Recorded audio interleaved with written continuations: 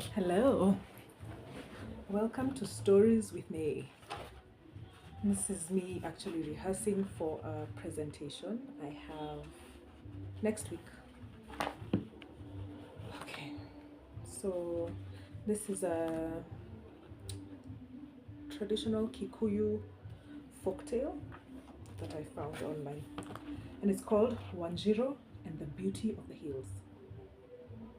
Wanjiru was the most beautiful girl in all the 9 hills. She had milk white teeth, which made men stop and look whenever she laughed. Her laughter echoed and re-echoed in the 9 hills when Wanjiru and the other girls of the hills were teasing each other about their new friends. Many young men came to ask for Wanjiru's hand in marriage, but she would not accept an ugly man. She said that all these young men were not handsome enough for her. One day, a young man came to court Wanjiru. He was very handsome indeed, and when Wanjiru heard that he had come to ask for her hand in marriage, she loved him and was only too ready to accept him. Her parents had no objections because they also admired this handsome man, but nobody knew that the attractive young man was an ogre in disguise. Marriage preparations went ahead. The young man brought a dowry and he was given Wanjiru to take to his home. He looked very happy to have such a beautiful bride. Nobody escorted them because they knew the young man said that it was not necessary. He did not want his identity to be discovered. They were soon home and Wanjiru was happy to see so many people around. But on a second look, she found that these were not people but ogres. This made her very worried and wondered what her fate would be. When she was told to go inside the hut that had been prepared for her, she refused, saying that she would sit outside near the entrance because this is where brides were supposed to sit in that part of the country. Her husband gave her a stool and told her to sit where she pleased. Nobody else took interest in her. They displayed no emotion at the sight of a new bride. No dance, no song. I shall surely be in great trouble unless I think quickly, for these ogres will certainly want to eat me. As she thought, she became even more worried. All the young men I had refused to marry came to mind. It will be a great shame when they learn that I married an ogre for his beauty. They will laugh and say that she should have married a hyena if he was handsome enough. There was no time to lose.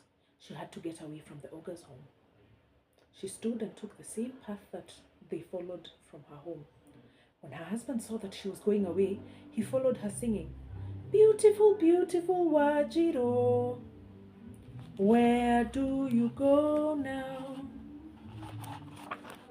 Beautiful, beautiful Wanjiru, where do you go now? Wanjiru, come back, not today, but tomorrow I shall eat you." Oh boy, Wanjiru sang loud and long. "People of the 9 hills, who sold me to an ogre that will eat me? And my own father, you sold me to an ogre that will eat me. Listen to the ogre sing." The ogre sang and the girl sang again. For a long time, the two sang the same songs. They sang and sang and sang until Wanjiru saw that the ogre was very near. She climbed to the top of the tallest tree on her path. And when the ogre saw that he could not get a hold of the girl, he stood at the foot of the tree and continued to sing, "Beautiful, beautiful Wanjiru, where do you go now?" Soon, however, her brother heard and recognized Wanjiru's voice. Then it was he who came and pierced through the back of the ogre until he was dead. Then he said to his sister, "Come down, let us go home." He was very angry, for they had sold Wanjiru in his absence. To be duped by an ogre into giving away Wanjiru was unforgivable. He scolded his father. How could you and your people sell Wanjiru in my absence? I swear by my mother's clothes that neither myself nor anybody else will ever sell Wanjiru ever again. Their father said, only you, son, will have authority over selling your sister again. And so it was like that. When the time for selling Wanjiru came, it was he that sold her. I hope you enjoyed the story. This is a presentation that I'm about to do next week.